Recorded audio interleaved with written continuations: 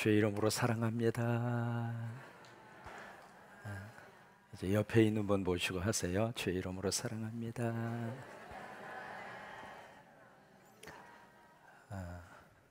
서울대학의 행정대학원을 지내셨던 최종원이라고 하는 교수님이 계십니다. 그 교수님이 인생에 대한 교훈을 아주 짤막하면서도 인상적으로 했던 말이 있습니다. 한번 보시면은 한번 같이 읽어보실까요? 갈까 말까 할 때는 가라. 살까 말까 할 때는 사지 말라. 말할까 말까 할 때는 말하지 말라. 줄까 말까 할 때는 주어라. 먹을까 말까 할 때는 먹지 말라.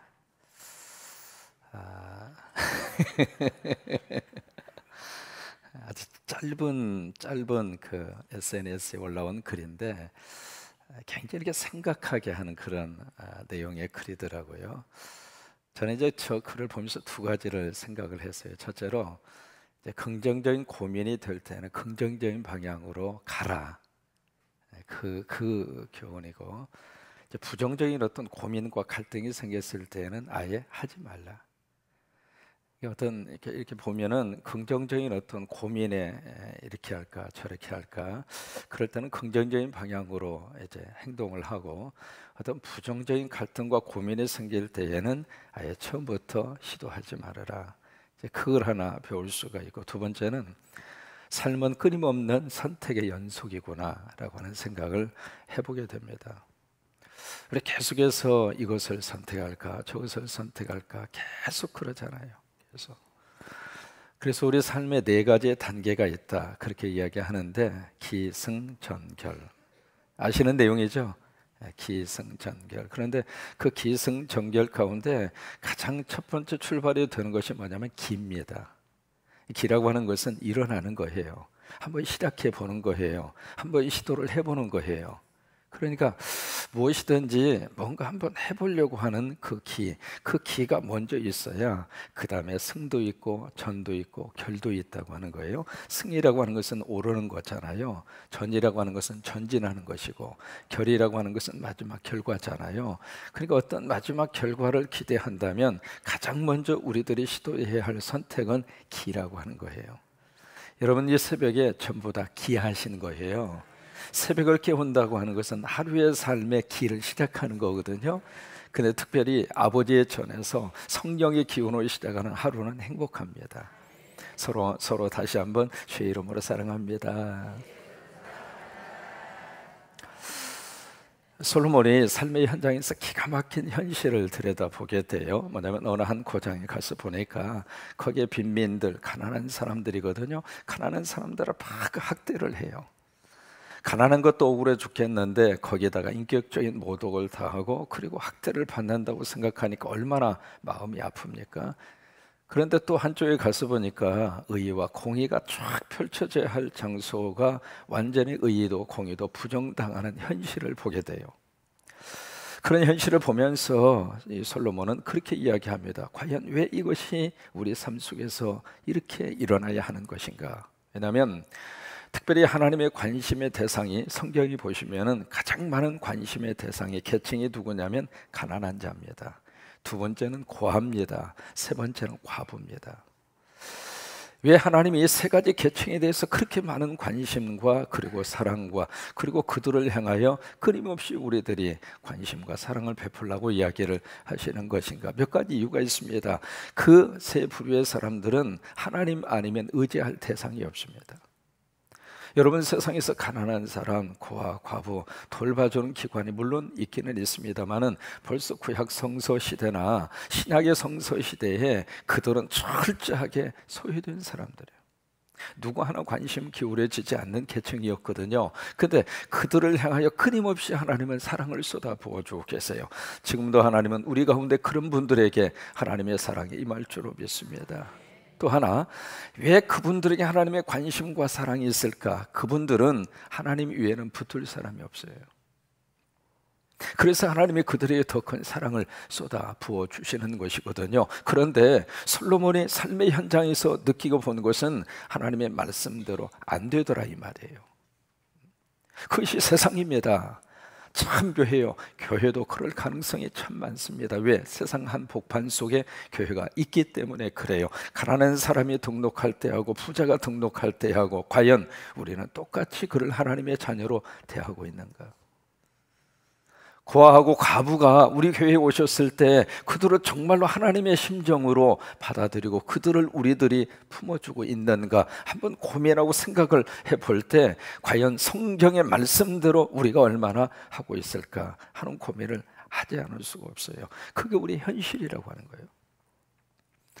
그래서 솔로몬은 그런 것을 너희가 본다 할지라도 이상하게 생각하지 말라. 영어 번역 보시면 그렇게 되어 있어요. Do not surprised. 그것 때문에 놀라지 말라. 그런 어떤 현실을 봤을 때, 그런 현장을 목격을 했을 때 그것 때문에 놀라지 말고 그 때문에 이상한 일처럼 그렇게 생각하지 말라. 왜?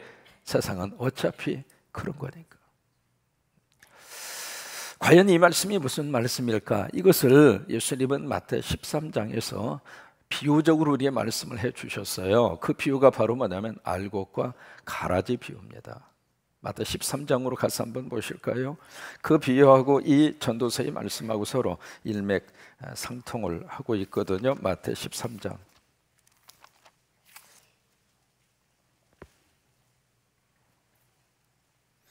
24절부터 보십니다.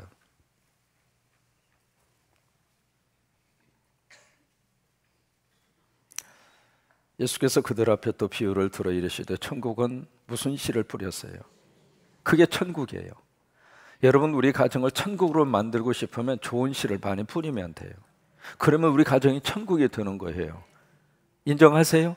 그러니까 우리가 나쁜 씨를 뿌리면서 우리 집이 좋은 집이 됐으면 좋겠다. 그러면 하나님의 창조의 질서에서 안 맞는 거예요. 그러니까 우리 가정이 천국이 됐으면 좋겠다. 우리 교회가 천국이 됐으면 좋겠다. 아멘이죠? 크게 아멘이죠? 그러면 좋은 씨를 뿌리면 되는 거예요. 왜냐하면 갈라디아서 6장에 있는 말씀대로 하나님은 만홀히 여김을 받지 아니하시나니 사람이 무엇을 심든지 그대로 거두리라. 그러니까 내가 뿌린 대로, 내가 심은 대로 내가 거두게 되어져 있거든요. 지금 내가 거두고 있는 것은 어제 뿌린 것에 대한 결과예요. 그러면 내일 내가 좋은 것을 거두고 싶으면 오늘 어떻게 하면 돼요? 뿌리면 돼요. 그러면 내일 거둔다 이 말이죠. 그러면 우리 삶의 자리를 천국으로 만들고 가고 싶으면 뭘 뿌리면 된다 이 말이에요. 좋은 씨를 뿌려라 이 말이에요. 25절 사람이 잘 때에 그 원수가 와서 곡식 가운데 뭘 덧뿌리고 가요? 가라지예요. 참 여기 사람이라고 표현되어 있는 한 대상이 나오잖아요. 그러니까 사람도 좋은 씨를 뿌리는 사람이 있고 가라지를 뿌리는 사람이 있고 그래요. 그 사람이 같이 공존하고 있는 거예요. 다시 말해서 선과 악이 함께 공존하면서 우리들이 살고 있다 이 말이에요. 교회 안에서도 좋은 씨를 뿌리는 사람이 있고 가라지를 뿌리는 사람이 있더라고요.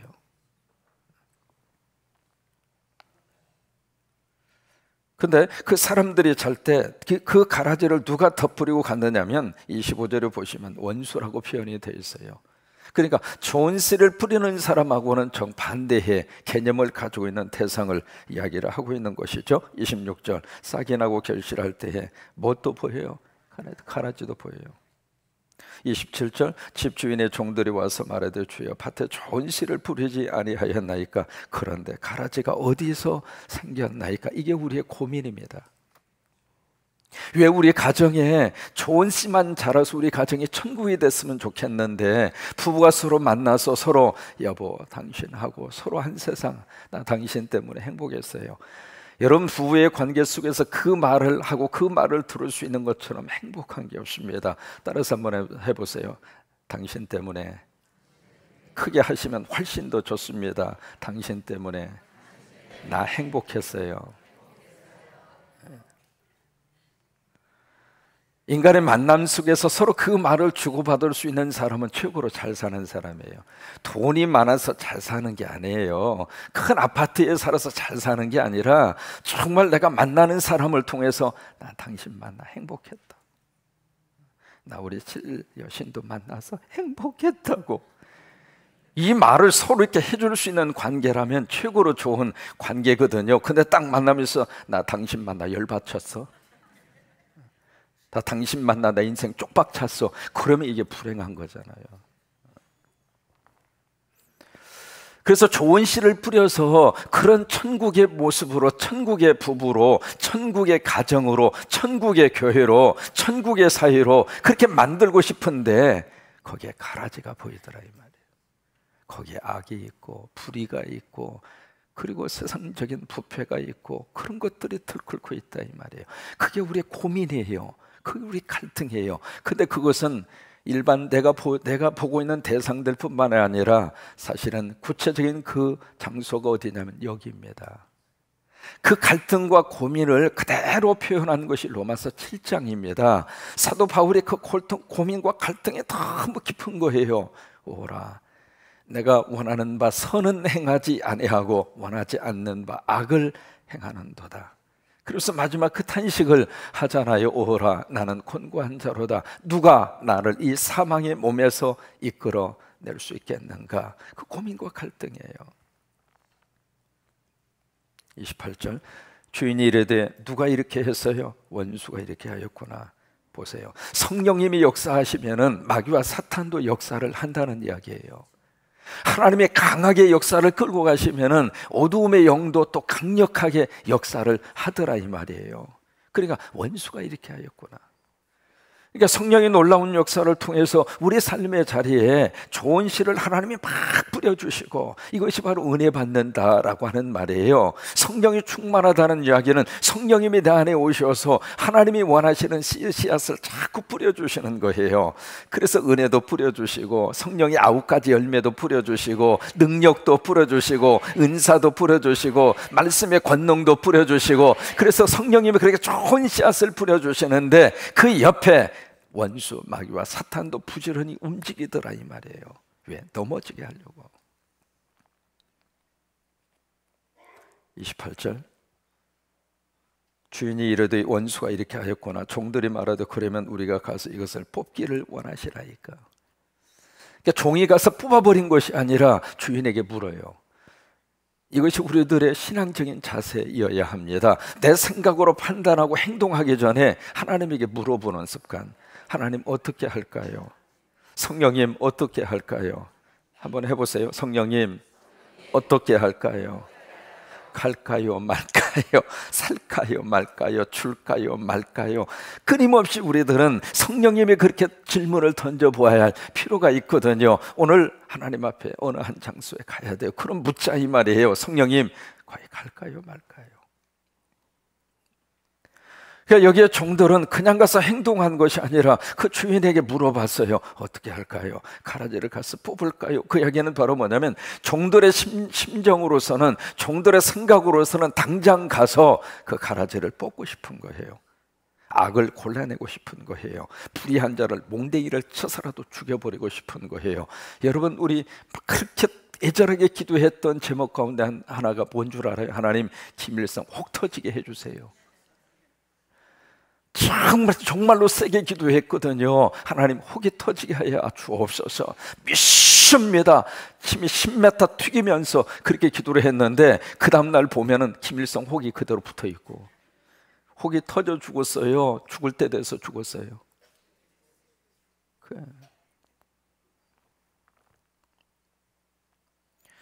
우리 민족에 있어서는 저 북한이라고 하는 그 정권이 참 우리들에게 있어서는 받아들이기 힘든 가라지와 같은 그런 정권이잖아요. 그런 상대를 지금 대면하고 우리들이 하루하루 살아가고 있잖아요. 그럼 우리 심정으로 가서 다 뽑아버리고 싶다 이 말이에요.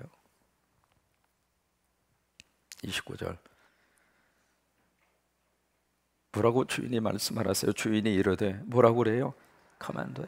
이게 하나님의 뜻이라고 하는 거예요. 우리는 제거하는 것이 내 뜻인데, 아예 없어지는 것이 내 방법인데, 해결의 방법인데 하나님의 방법은 아니다. 그것만이 능사가 아니다. 가만둬라. 가만둬. 가라지를 뽑다가 곡식까지 뽑을까 염려하노라. 그러면 가라지를 걱정해서 가만두라는 거예요? 곡식을 걱정해서 가만두라는 거예요? 어느 쪽입니까? 곡식입니다. 그러니까 하나님의 관심은 가라지가 아닙니다. 누구에게 관심이 있어요? 곡식에게 있는 거예요. 곡식이 다칠까 봐서, 곡식에가 해가 될까 봐서, 곡식 가운데 그 어느 한 사람이라도 시험 당할까 봐서, 그래서 가라지를 가만두라고 하는 거예요. 그러면서 30절에 보실까요? 같이 있습니다. 시작. 둘 다 추수 때까지 함께 자라게 두어 추수 때에 내가 추수꾼들에게 말하기를 가라지는 먼저 거두어 불사르게 단으로 먹고 곡식은 모아 내 곡간에 넣으라 하리라. 그러면 마지막 승리는 가라지입니까? 알곡입니까? 가라지, 알곡이에요. 그러면 그 승리가 이루어질 때까지 이 세상은 선과 악이 같이 가는 거예요. 정의와 불의가 함께 공존하는 거예요. 그러니까 그런 현상을 본다 할지라도 그 이상한 것 이상한 일 당하는 것처럼 그렇게 생각하지 말라고 하는 거예요. 그래서 참 우리들의 삶 속에서 이 가라지, 이 원수들 때문에 참 고난이 많습니다. 고통이 그렇게 많아요. 그런데 그 악 때문에 선이 바르게 서는 거예요. 우리는 선만 있으면 참 좋겠다고 생각하죠. 사람은 그렇지 않아요. 악이 있기 때문에 선의 길을 가는 거예요. 악이 있기 때문에 선이 탈선하지 않는 거예요. 악이 있기 때문에 선이 타락하지 않는 거예요. 언제가 말씀드린 기억이 나는데 태서향에서 영국 사람들이 가장 좋아하는 게 청어라고 하는 그 고기를 그렇게 좋아한다고 그래요.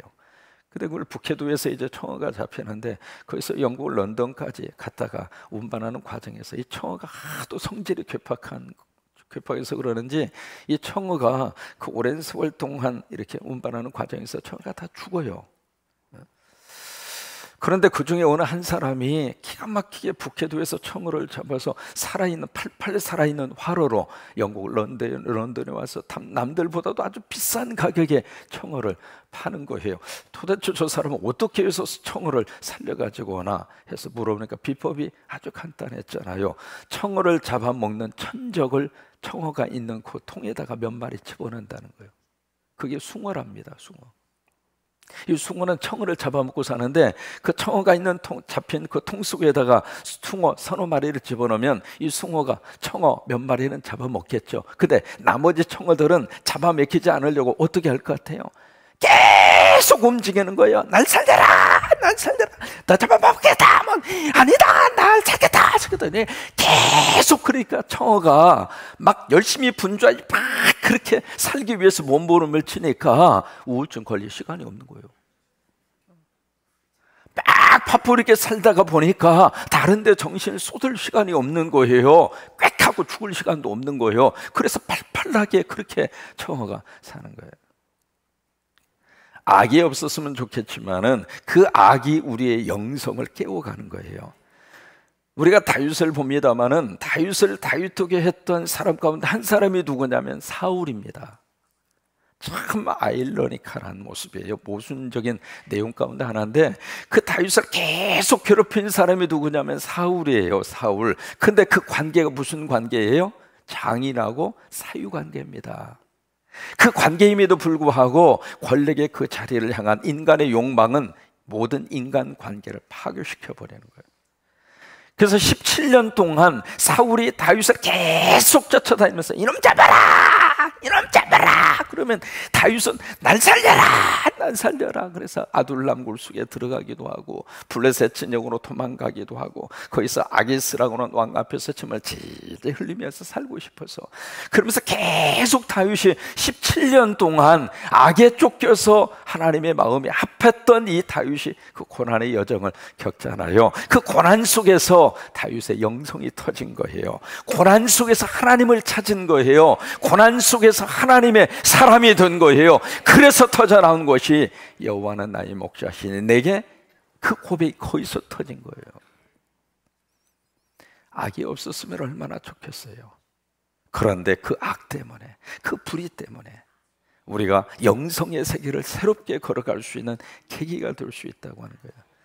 근대 음악의 아버지 하면 꼽을 수 있는 사람이 누구냐면 요한 세바스찬 바흐, 또 바하 또는 바흐 발음을 그렇게 합니다. 그 사람이 있어요. 그 바하를 가리켜서 근대 음악의 아버지 그렇게 이야기할 정도거든요. 왜냐하면 이 세상의 모든 음악, 모든 편집된 음악이 다 없어진다 할지라도 바흐가 작곡을 했던 곡 두 곡만 있으면 새롭게 만들어낼 수 있다. 그래서 바흐를 가리켜서 근대 음악의 아버지라 그렇게 이야기할 정도로 그런 음악의 아버지잖아요.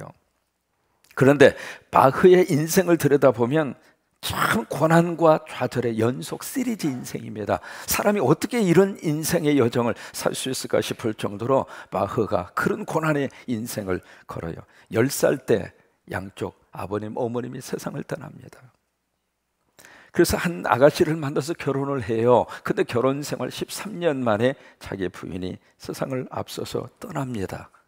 시력이 좋지 않아서 2번에 걸친 눈 수술을 받는데 마지막 결과적으로 바흐는 시각 장애인이 됩니다. 거의 다 엎친 데 덮친 격으로 뇌출혈이 일어나서 바흐는 반신불수였습니다. 그러니까 바흐 입장으로서는 그의 삶 자체가 계속 고난의 연속이에요. 고난의 연속. 근데 그 고난의 연속을 통해서 바흐는 하나님을 만났어요. 고난 속에서 살만하는 인생이 무엇인가를 알게 됐어요. 그것은 나에게 있는 것이 아니라 성령님에게 있구나. 성령님을 붙잡아야 내가 살만하게 살아갈 수 있겠구나. 그래서 깊은 고난의 골짜기 속에서 깊은 영성의 은혜를 바흐가 받아요. 그래서 이 바흐가 그동안에 작곡했던 모든 곡들을 보면 재미있는 것을 발견할 수 있습니다. 시작할 때 하고 마지막 끝날 때 거기에 이니셜을 이렇게 써놨어요. 이니셜로. 시작할 때는 어떻게 거기다 이니셜을 붙여서 썼느냐면 그 앞에다가 INJ 그 밑에 있죠. INJ 그 라틴 말입니다. In nomine 예수. 그 말을 줄여가지고 in 도미니 예수, 라틴 말로 예수님의 이름으로 한번 해보실까요? in 도미니 예수. 다시 한번 in 도미니 예수, 예수님의 이름으로. 이게 작곡을 시작하면서 처음에 거기다가 INJ. 또 다른 부분을 보면 JJ 그렇게 이제 써져 있는 부분도 있습니다. 뭐냐면 Help me Jesus, 도와주세요 예수님. 그걸 약자로 라틴 말로 JJ 그렇게 표시를 한 부분도 있고, 그리고 이제 작곡을 다 마친 다음에 마지막에다가 뭐라고 딱 썼느냐면 SDG 저 말을 썼어요. 뭐냐면 솔라 데오 그로리오 또는 그로리아 그렇게 번역합니다. 한번 해보세요. 솔리 데오 그로리아.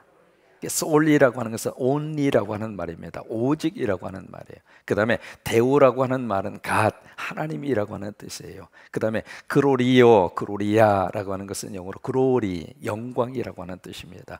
이게 오직 하나님의 영광을 위하여. 작곡을 하기 전에 먼저 하나님 앞에 기도하면서 INJ, in nomine 예수, 예수님의 이름으로. 그러니까 예수님의 이름으로 작곡을 시작을 한 거예요. 그리고 마지막 끝나면서는 솔리 데오 그로리아, 오직 하나님의 영광을 위하여. 우리가 살맛나는 세상을 살고 싶다면 처음 인생을 시작할 때 INJ, in 도미니 예수, 예수님의 이름으로 시작하면 돼요.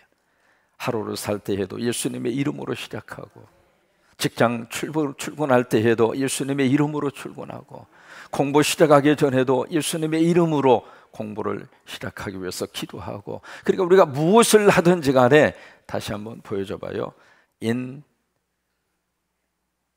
다시 한번 in nomine 예수, 그걸로 시작하시다 이 말이에요. 그리고 마지막 우리들이 모든 것을 끝난 다음에는 그 다음에 솔리 해보세요. 솔리 데오 그로리아, 하나님의 영광을 위하여. 살맛나는 그렇게 되시기를 주의 이름으로 축원합니다. 주의 이름으로 축원합니다. 하나님의 저울에는 두 개의 저울이 있습니다. 하나는 고난의 저울이 있고, 두 번째는 위로의 저울이 있습니다. 위로의 저울이 올라가기 위해서는 고난의 저울도 채워져야 돼요. 우리가 고난의 처벌이 없어졌으면 좋겠는데 없어지지 않습니다. 세상이 그렇습니다. 그래서 빈민을 학대하고 정의와 의가 있어야 될 장소에 불의가 짓밟고 있고, 그거 본다 할지라도 이상하게 생각하지 말아라.